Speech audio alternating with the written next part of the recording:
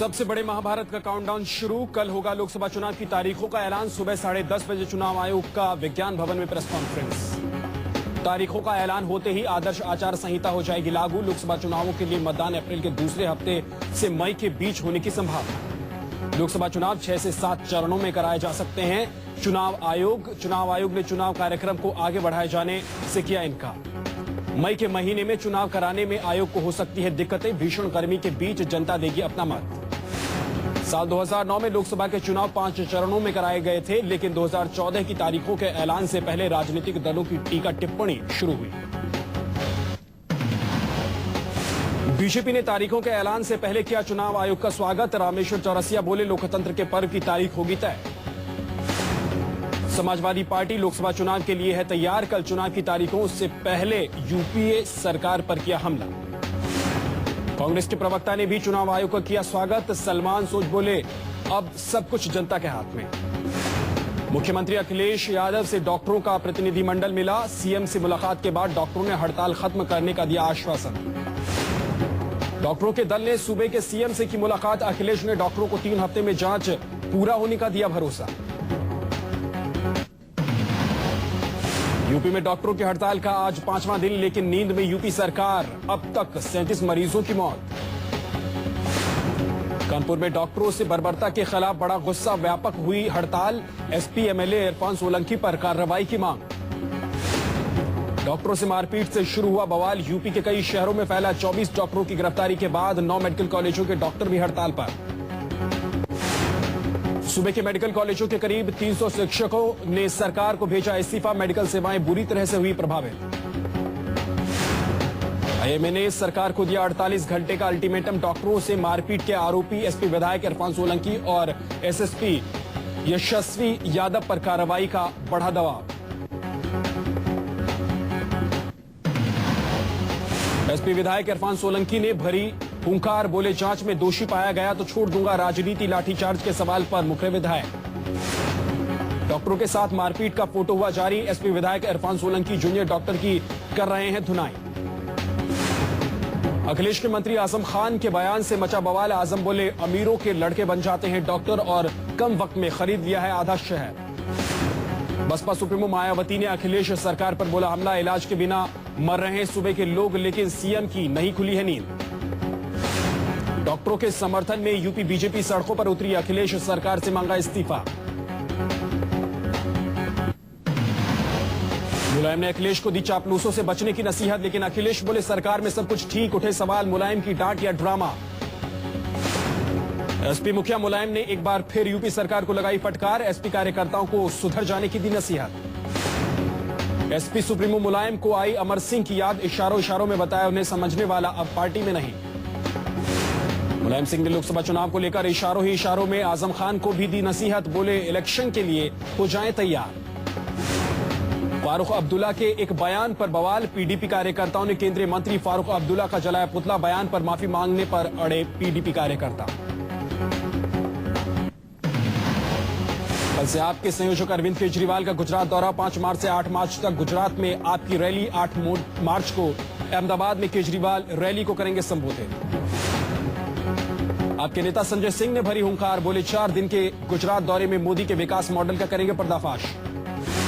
आपने बदला राजमोहन गांधी के प्रचार का पोस्टर। महात्मा गांधी के पौत्र की जगह अरविंद केजरीवाल का साथी कहकर प्रचार शुरू। जगमोहन गांधी के पोस्टर पर आपकी सफाई। संजय सिंह बोले किसी कार्यकर्ता ने लगाया होगा, लेकिन गांधी जी के पोते हैं, इससे कौन इनकार करेगा। राजमोहन गांधी ने पोस्टर पर खुद ही जताई थी आपत्ति। उन्होंने कहा था कि लोग मुझे महात्मा गांधी के पौत्र से नहीं, राजमोहन गांधी के नाम से जाने। केजरीवाल के राह पर एमपी के सीएम शिवराज केंद्र के खिलाफ पूरी कैबिनेट के साथ अनशन पर बैठेंगे। किसानों को केंद्र से मदद न मिलने पर शिवराज कैबिनेट का फैसला। भोपाल के रंगमहल चौराहे पर जमा होंगे शिवराज के मंत्री। एमपी कांग्रेस ने शिवराज सरकार पर साधा निशाना। करोड़ों रुपए के राजस्व से क्यों नहीं करती है किसानों की मदद। कश्मीर पहुंची मोदी की चाय। बीजेपी कार्यकर्ताओं ने लगाया मोदी का चाय ठेला। मुफ्त में पिलाई गई मोदी की चाय।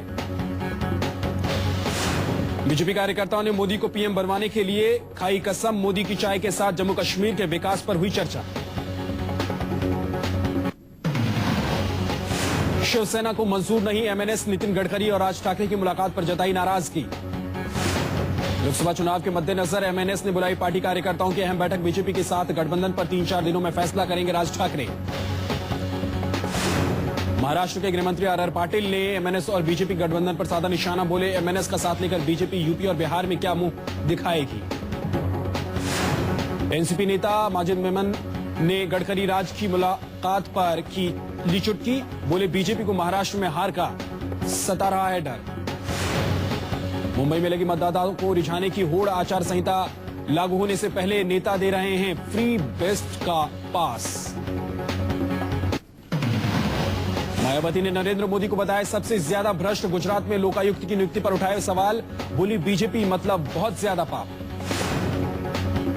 लोकसभा चुनाव लड़ेंगे जगदीश टाइटलर, उत्तर पूर्वी दिल्ली से भरा दावेदारी का नामांकन। कांग्रेस के नेता टाइटलर को टिकट देने के पक्ष में नहीं, मौजूदा सांसद जेपी अग्रवाल और टाइटलर के बीच ठनी। वाणिज्य और उद्योग मंत्री आनंद शर्मा ने जताया भरोसा, बोले रेलवे में एफडीआई नीति पर शीघ्र फैसला करेगी सरकार।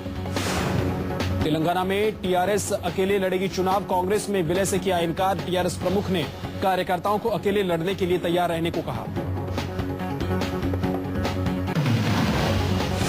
बिहार में लालू कांग्रेस गठबंधन पर अभी भी फंसा है पेच, सूत्रों के मुताबिक लालू 13 सीट देने को तैयार।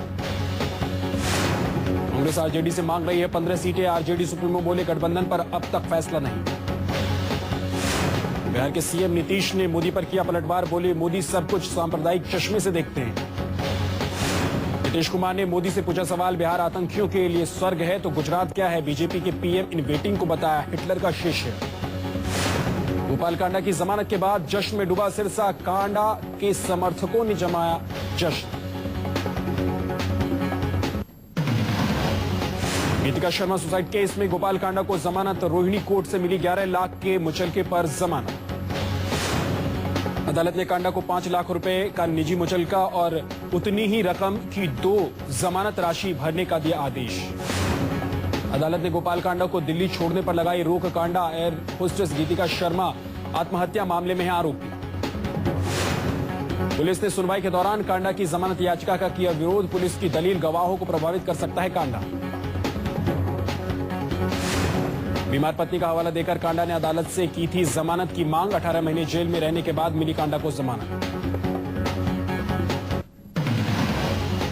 11 मार्च तक न्यायिक हिरासत में सहारा प्रमुख सुब्रत रॉय, सुप्रीम कोर्ट ने भेजा तिहाड़ जेल, पैसा लौटाने का सटीक फॉर्मूला दिया तो पहले सुनवाई मुमकिन। कोर्ट ने सुब्रत रॉय समेत 2 निवेशकों को कस्टडी में रखने का दिया आदेश, 22,000 करोड़ रुपए की बैंक गारंटी देने को तैयार सुब्रत रॉय।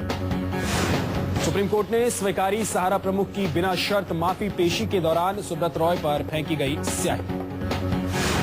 पेशी के दौरान सुब्रत रॉय के मुंह पर मनोज शर्मा नाम के एक शख्स ने फेंकी स्याही, बताया जा रहा है कि स्याही फेंकने वाला पेशे से वकील है। ग्वालियर के रहने वाले मनोज पर वकीलों का आक्रोश, मौजूदा वकीलों की मनोज की जमकर पिटाई। तेज रफ्तार ट्रक ने 3 साल के बच्चे को कुचला, बच्चे की मौके पर हुई मौत, भीड़ ने ड्राइवर की जमकर की पिटाई। गुस्साए लोगों ने कातिल ट्रक को किया आग के हवाले, बीच बचाव में आई पुलिस के साथ भी हाथापाई, पुलिस वैन में भी तोड़फोड़। फायर ब्रिगेड की मदद से ट्रक और पुलिस वैन में लगी आग पर पाया गया काबू, पुलिस के आश्वासन के बाद रुका हंगामा, मरने वाले मासूम की पहचान रौनक के रूप में हुई है। दिल्ली में एक मासूम के साथ फिर हुआ बलात्कार, 5 साल की मासूम के साथ रेप, आरोपी फरार। बदमाश ने मासूम को बहला फुसलाकर उसकी इज्जत से किया खिलवाड़, मासूम डीडीयू अस्पताल में भर्ती।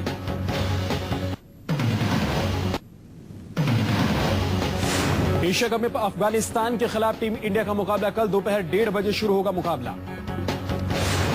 पाकिस्तान से हार के बाद टीम इंडिया से गावस्कर नाराज, कहा हार की वजह है optional match practice. Asia cup में पाकिस्तान ने बांग्लादेश को हराया, टीम इंडिया के फाइनल में पहुंचने की सारी उम्मीदें खत्म। पाकिस्तान की तरफ से एक बार फिर शाहिद अफरीदी ने खेली तूफानी पारी, अफरीदी बनाए 59 रन।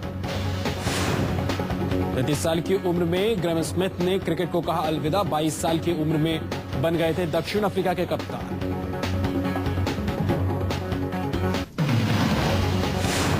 बीजी नेटवर्क के मीडिया इंस्टीट्यूट आइजोम्स के मीडिया फेस्ट का आगाज 6 मार्च तक चलने वाले इस फेस्ट में मीडिया की सीमा को लेकर हुई चर्चा। फेस्ट के पहले दिन न्यूज 24 की editor in chief Anuradha Prasad, वरिष्ठ पत्रकार अर्नब गोस्वामी, कांग्रेस महासचिव दिग्विजय सिंह, बीजेपी नेता सुधांशु त्रिवेदी, पत्रकार से नेता बने आशुतोष और जाने माने film producer director Tigmanshu Dhulia ने की शिरकत। आज का सवाल, क्या मीडिया लक्ष्मण रेखा लांघ रहा है? इस पर दिग्गजों ने रखी अपनी बात। फेस्ट में एनसीआर के करीब 25 मीडिया संस्थानों के छात्रों ने लिया हिस्सा। फेस्ट के दौरान कई तरह के कंपटीशन और सेमिनार।